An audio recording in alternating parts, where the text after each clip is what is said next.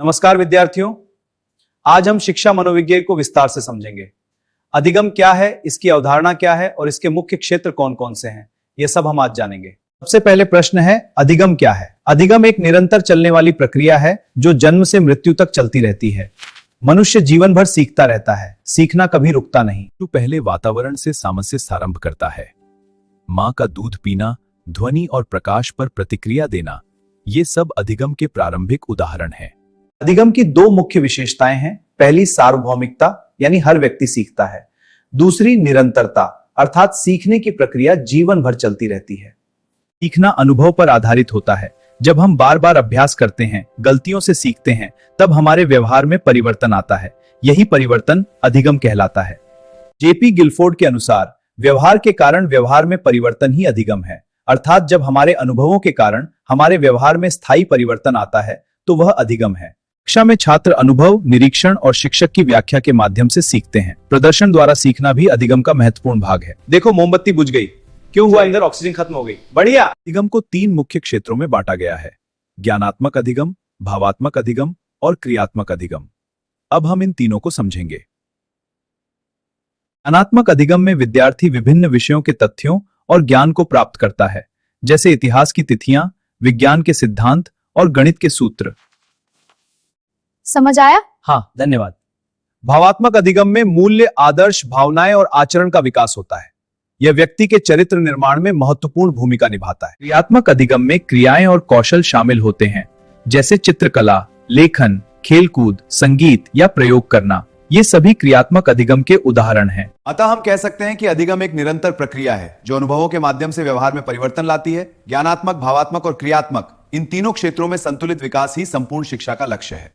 अब एक महत्वपूर्ण प्रश्न, क्या सीखना और शिक्षण एक ही बात है? नहीं। शिक्षण वह प्रक्रिया है जो शिक्षक करता है, जबकि अधिगम वह परिवर्तन है जो विद्यार्थी के व्यवहार में आता है। शिक्षण बाहरी प्रक्रिया है, लेकिन अधिगम आंतरिक प्रक्रिया है। शिक्षक मार्गदर्शन देता है, परंतु सीखना विद्यार्थी स्वयं करता है। 5 + 7 = 10। अधिगम तभी माना जाएगा जब व्यवहार में स्थायी परिवर्तन हो। अस्थायी बदलाव या रटकर याद करना वास्तविक अधिगम नहीं है। अब हम अधिगम को प्रभावित करने वाले कारकों को समझते हैं, जैसे बुद्धि, रुचि, प्रेरणा, वातावरण और अभ्यास। प्रेरणा अधिगम का सबसे महत्वपूर्ण तत्व है। जब विद्यार्थी के भीतर सीखने की इच्छा जागती है, तब अधिगम प्रभावी होता है। वातावरण भी अधिगम को प्रभावित करता है। शांत, सहयोगात्मक और प्रोत्साहित करने वाला वातावरण सीखने को सरल बनाता है। अभ्यास से दक्षता आती है। जितना अधिक अभ्यास होगा, उतना ही अधिगम मजबूत और स्थायी होगा। अधिगम को समझाने के लिए विभिन्न मनोवैज्ञानिकों ने कई सिद्धांत प्रस्तुत किए हैं, जैसे व्यवहारवाद, संज्ञानवाद और रचनावाद। व्यवहारवाद के अनुसार अधिगम व्यवहार में परिवर्तन है। संज्ञानवाद के अनुसार यह मानसिक प्रक्रिया है और रचनावाद के अनुसार विद्यार्थी स्वयं ज्ञान का निर्माण करता है। मुझे लगता है कि समूह में काम करने से विचारों का आदान प्रदान अच्छा होता है। हाँ, और प्रोजेक्ट्स में भी यही होता है, मिलकर बनाते हैं। आज की आधुनिक शिक्षा में विद्यार्थी इसमें प्रैक्टिस आती है और प्रयोगात्मक विधियां इसी विचार पर आधारित है। पौधों को बढ़ने के लिए क्या चाहिए? पानी। ठीक है, और क्या? धूप। बहुत अच्छे। जब शिक्षक प्रश्न पूछता है और सोचने की क्षमता कर उत्तर देता है, सोचने की इच्छा कम होता है। तो विद्यार्थियों, हमने जाना कि अधिगम एक निरंतर, सार्वभौमिक और अनुभव आधारित प्रक्रिया है जो व्यवहार में स्थायी परिवर्तन लाती है।